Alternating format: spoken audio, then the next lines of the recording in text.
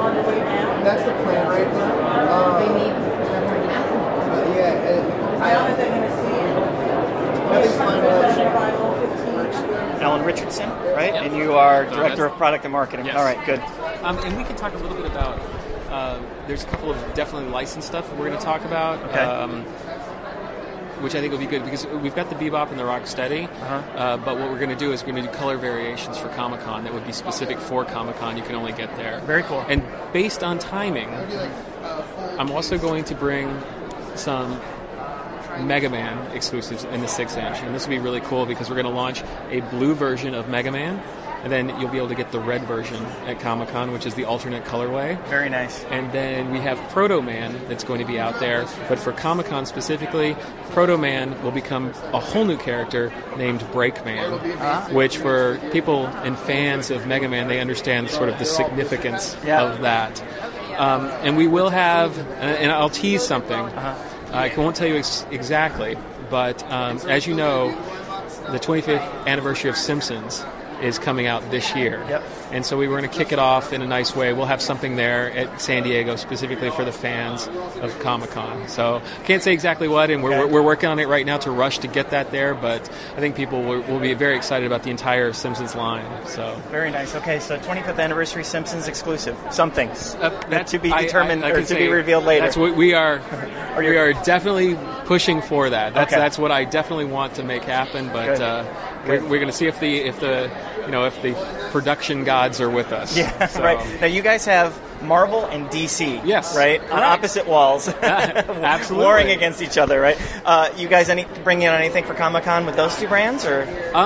We will. I mean, there's some great new Labbits that we're going to have that you'll see at Comic-Con. We're rushing to get as much done. And DC was signed much later than Marvel. Yeah, you just have the mock-ups and stuff up right now. It's just to give people an idea.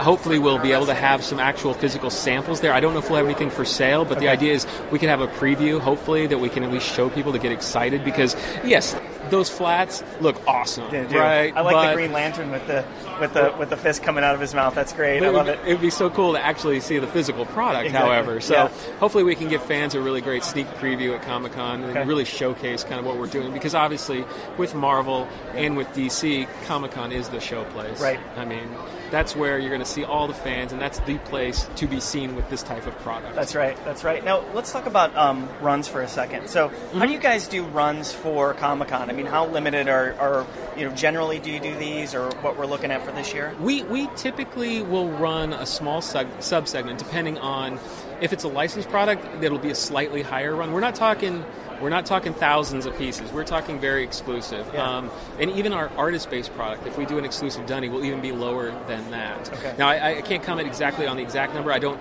obviously have those right now in front of me. Yep. But in general, if it's a licensed product, it's a little bit higher than just an artist-based product. Sure. But again, these things are created specifically for the fan. We know that the fan at Comic-Con stands in line to get in there, and we're going to actually do something different this year at Comic-Con.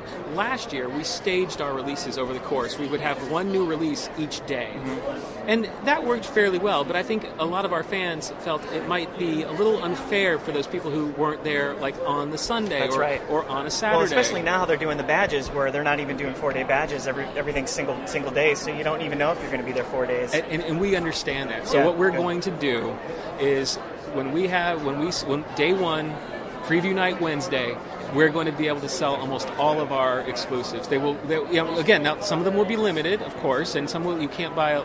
We'll have a limit of one or two, depending on what that is. But we felt to be fair to our fans who can't be there the entire time. There's people who love Street Fighter, and they could not be there on the day where we had our signing. Or fans of Frank Kozik, who was signing our Labbit, they could not be there when we released that. Right. So we're going to open it up and probably take a cue from some of the other attendees, other convention goers who actually do that. So everything is.